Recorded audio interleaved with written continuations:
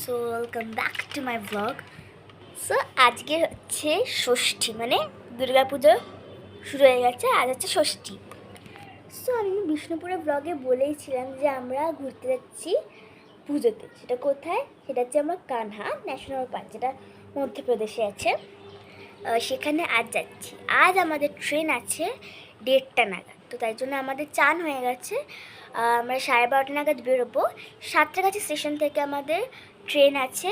আমাদের ট্রেনের নাম হচ্ছে সাঁতরাগাছি NED সুপারফাস্ট। আমরা কালকে গন্ডিয়া নামবো। শিডিউল টাইম আছে 8টায়, যদি লেট ফেট করে তাহলে হ্যাঁ সরি লেট করলে 8টা আর শিডিউল টাইম 6টা, তা বেশিও হতে পারে, কিন্তু শিডিউল ওটা ধরে রাখা। আমাদের কোচ নাম্বার হচ্ছে B2 26 27 27। তো প্যাকিং ডান। এখন আমি ভীষণ এক্সাইটেড। দেখাচ্ছে একেবারে ট্রেনে উঠছে, কারণ আমি তার আগে কোনো ব্লগ করবো না। বাই।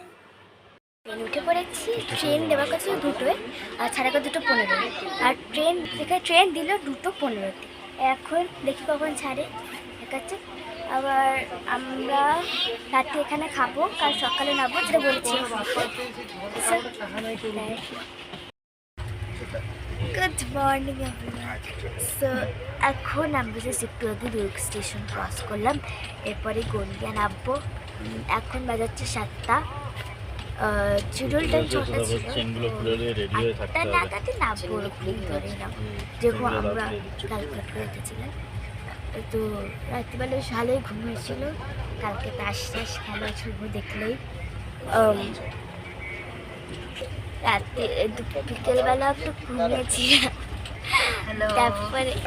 তারপরে রাত্রিবেলা এবার ডিনার করে সুন্দর ঘুম হয়েছে। তো ভালোই হলো। এখন একটু বাদে নামবো। থেকে নেমে পড়েছি, এখন আমরা গাড়িতে উঠে পড়েছি। আমরা এখন মহারাষ্ট্রতে আছি, আমরা যাব MP-তে।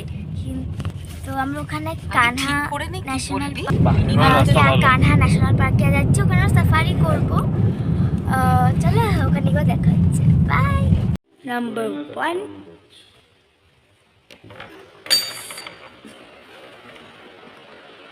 ঢুকতে প্রথমে সাইডে একটা টেবিল,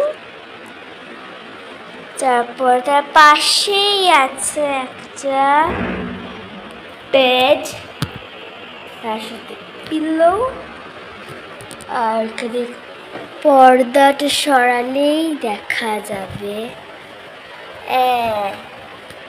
এই ভিউটা। তার পাশেই আছে বেড। এই দেখো কি সুন্দর।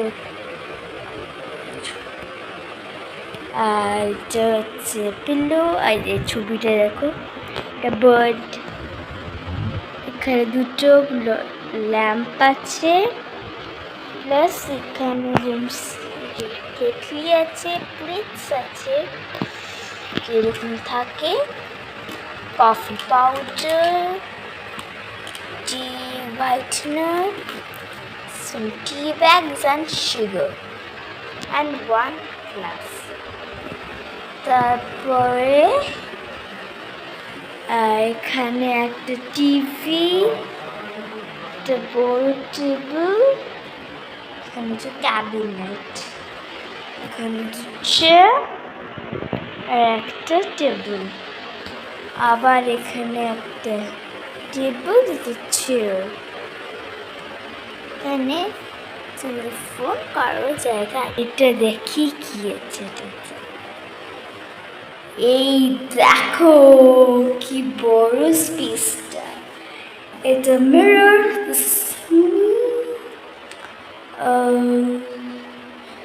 আর এখানে মেকআপ ড্রেসার, এটা আর এটা হচ্ছে ওয়ার্ড্রোব। চলো বাথরুমটা দেখা যায়। এটা বাথরুম। বাবা দেখো এটা কি, স্নান করবো। এটা হচ্ছে মিরর, বেসিন। কি সুন্দর স্নান করার জায়গা। Good morning everyone. আজকে হচ্ছে 11 তারিখ। কাল আমরা হোটেলে পৌঁছে গেছিলাম, তারপর থেকে ব্লগ করা হয়নি, তো কারণ মনটাই হয়নি ব্লগ করার, প্রচণ্ড টায়ার্ড ছিলাম। সো কালকে আমরা নাইট সাফারি করেছি, কিন্তু আমার ফোনে নাইট অত ভালো ভিডিও আসে না দেখে আমি ফোনে কিছু নিয়ে নিই, কিন্তু আপনি যা নিয়ে এসেছে ফোনে সেটা থেকে আমি কিছু দিয়ে দেবো। বেশি কিছু পাইনি, কয়েকটা স্পটেড ডিয়ার পেয়েছি, দুটো খরগোশ পেয়েছি, আর একটা পাখি পেয়েছি। সো কালকে আমরা খাপ্পা জোনে সাফারি করেছিলাম রাতে, নাইট সাফারিতে। আজকে আমরা করছি কানা জোনে, সেটারই বাইরেটা দাঁড়িয়েছি। সব জিপসিসগুলো এখানে এসে দাঁড়িয়েছে, আর ওখানে ক্যান্টিন কাম ইয়েটা আছে। সো ওখানে মা বাবা একটু চাও খেয়েছে। সো চলো যাওয়া যাক, আমি এক্সাইটেড। কি সুন্দর গো, এখানে প্রায় 40 থেকে 50,000 স্পটেড ডিয়ার। একটু দাঁড়ালে হতো না? দু চারটে তুমি ডিএসএলআরও মারতে পারতে। স্পটেড ডিয়ারের জন্য এখন দাঁড়িয়ে লাভ নেই। ডিএসএলআরে তুমি ছবি মেল টাইগারের পাগমার্ক এদিকেই গেছে। ও পেছনে তাকাও, বহুত তো পেছনের গুলো ইজ ভেরি প্রমিনেন্ট। এই যে এই দিক দিয়ে হেঁটে পেছনের এসছে, গুলো ইজ কোয়াইট প্রমিনেন্ট। পরপর হেঁটে এসছে, আমরা পেছনের দিকে ক্যামেরা নিচ্ছি। দেখাবো জীবন সার্থক। ওরে বাবা,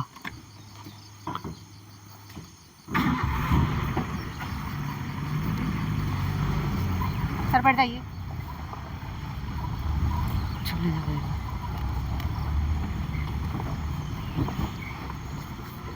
তো তো হ্যাঁ, দুর্দান্ত সাইটিং হলো।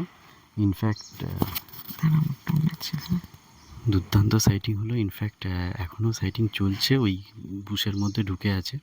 প্রচুর রকমের আমরা নীলা নালাকে দেখতে পেলাম এবং বিভিন্ন ধরনের অ্যাক্টিভিটিতে পেলাম, যেমন গা ঘষছে অনেকক্ষণ ধরে, গাছে ট্রাঙ্কে গা ঘষছে, পেচ্ছাপ করছে, মাটিতে প দিয়ে ঘষছে, এছাড়া স্প্রে করছে। এরকম বিভিন্ন অ্যাক্টিভিটিতে আমরা নীলা নালাকে পেলাম। এতক্ষণ অপেক্ষা করার পর, প্রায় হাফ অ্যান আওয়ার অপেক্ষা করেছি আমরা। সবার কা ফল মিঠা হতা হ্যায়। It was a wonderful experience, wonderful, amazing. খুব ভালো লেগেছে। সাইজটা এত বড়, তো দেখে ভয় করছিল, এত বড় সাইজটা। Portion.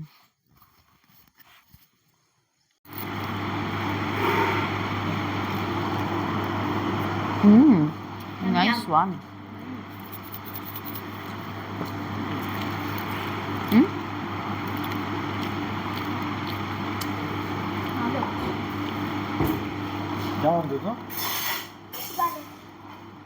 যা খিদে পেয়েছে না, ও ঘি ভাত খেতে, গরম গরম ভাতে দারুণ।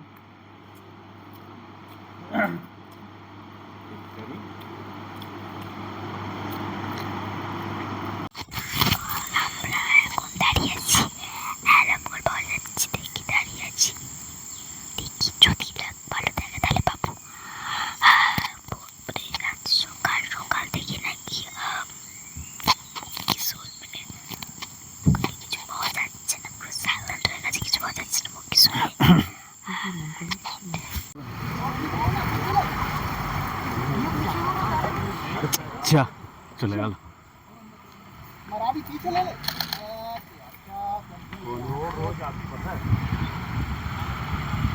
শিট, তোমার বাঁদিকে পড়বে, তোমার বাঁদিকে পড়বে।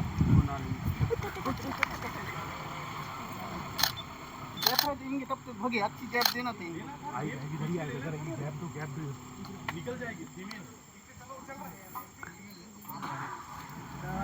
তো আমরা একটু আগে জাস্ট টিচার ডটারকে দেখতে পেলাম। তখনই বলছিলাম যে দেখতে পাচ্ছি না, কিন্তু কিছু পেয়েছি দেখতে। ফাইনালি মুখ্যের জন্যও একটা পাওয়া গেল।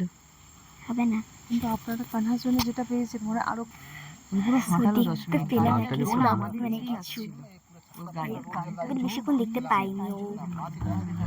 আমরা একটু কিছু অ্যালার্ম কলটার জন্য এগুলো এদিক একটু ভেতর দিকে ঢুকে গেছিল, বেশি বেশি দেখতেও পাই।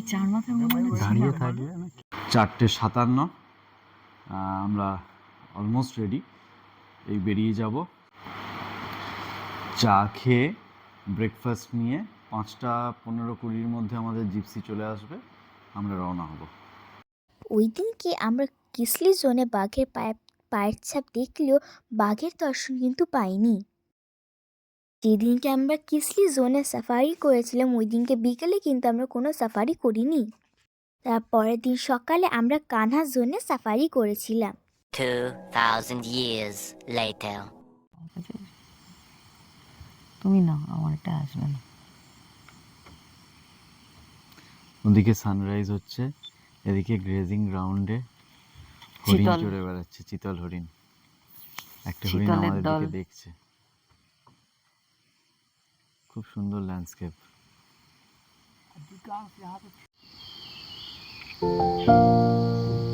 অরোরার মতো লাগছে বল দেখতে।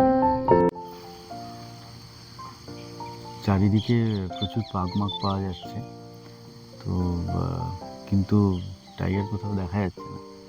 আশেপাশেই কোথাও আছে, কিন্তু কেউই সেটা দেখতে পাচ্ছে না। টাইগার হয়তো আমাদের দেখছে, আমরা দেখতে পাচ্ছি না ওকে।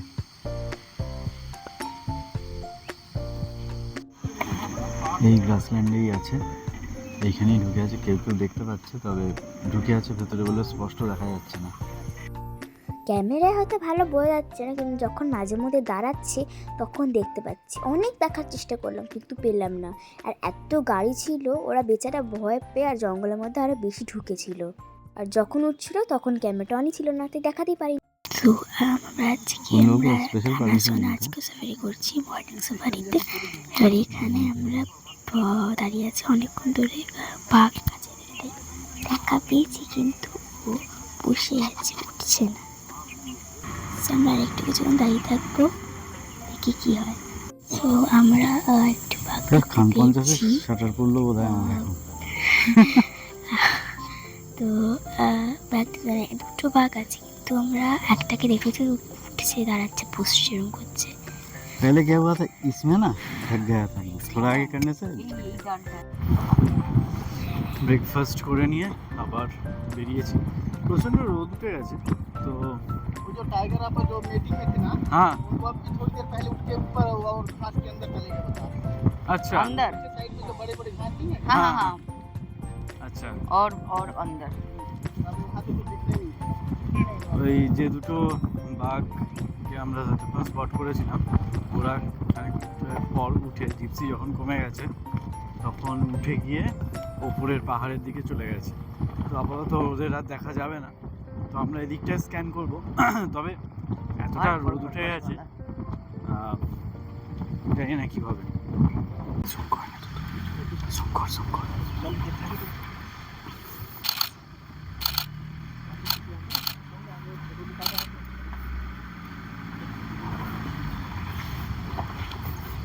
सही है सही है सही है। बस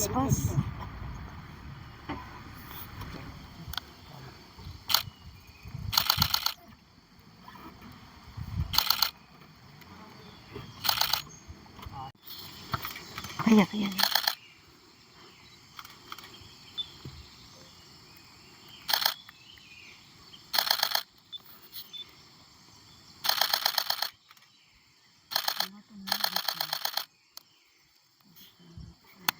अच्छा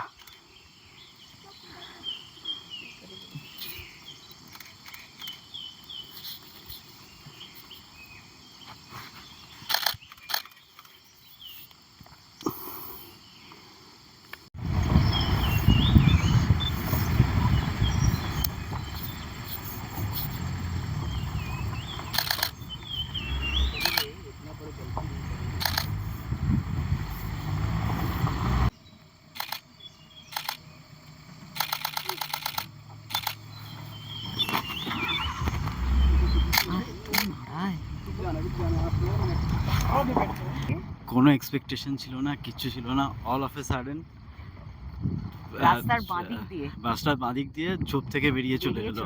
এবং ওরা বলছে যে নীলামের মেল ছেলে। সন্তান, হ্যাঁ মেল। সো এখন আমরা আবার সাফারির জন্য এসে গেছি। আজকে একটু দেরি হয়ে গেছে আমাদের আসতে। সো পেছনে ভরে আছে পুরো জিপসির লাইনে। এখন 3টে থেকে যেহেতু শুরু সাফারি, বসে পড়লে পড়ে যাবে। ওই দিন বিকেলে আমাদের মুক্তিযোদ্ধা সাফারি ছিল, কিন্তু আমরা কোনো বাঘ দেখতে পাইনি। তো এটা হচ্ছে পরের দিন সকালবেলা। আগের দিন বিকেলে মুক্তি সাফারিতে কিছুই পাইনি সেরকম, কিছু দেখালাম না। তো সকাল সকাল বেরিয়ে পড়েছে এবার 6টা নাগাদ সাফারির জন্য কানহা জোনে। আজকে আমাদের লাস্ট সাফারি, দেখি বাঘ পাই কি পাই না।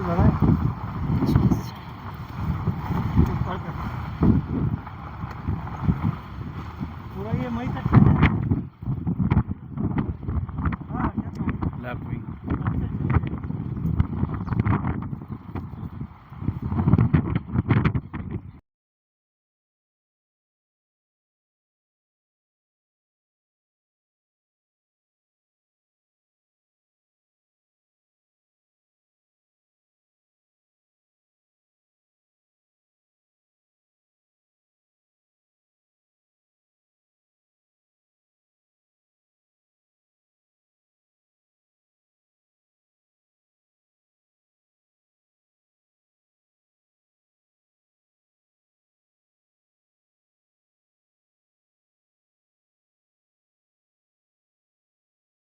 এক থেকে 1.5 ঘন্টা ওয়েট করার পর নীলানালার দেখা আমরা পেলাম। প্রচণ্ডভাবে ডাকতে ডাকতে এসে খানিকটা হয়ে জল খেলো। সেই জায়গাটা আমাদের সাইটিংটা আটকে গিয়েছিলো, আমাদের জিপসিটা যেভাবে ছিল। তারপর ও আবার রাস্তা ক্রস করলো, সেই সময় আমাকে পেয়েছি। যাই হোক, ফার্স্ট টাইম হুঙ্কার শুনলাম, কতক্ষণ ধরে গর্জন করলো, বাঘের গর্জন জঙ্গলের ভেতর থেকে, এক অভিনব অভিজ্ঞতা, এক্সিলেন্ট। ব্লগটা আমি এখানে এন্ড করছি। তো যদি আমাদের ব্লগটা ভালো লেগে থাকে তাহলে চ্যানেলটাকে সাবস্ক্রাইব করে দিয়ে লাইক করে শেয়ার করে কমেন্ট করে জানো কেমন হয়েছে। দেখা হচ্ছে পরের ভিডিওতে। টাটা।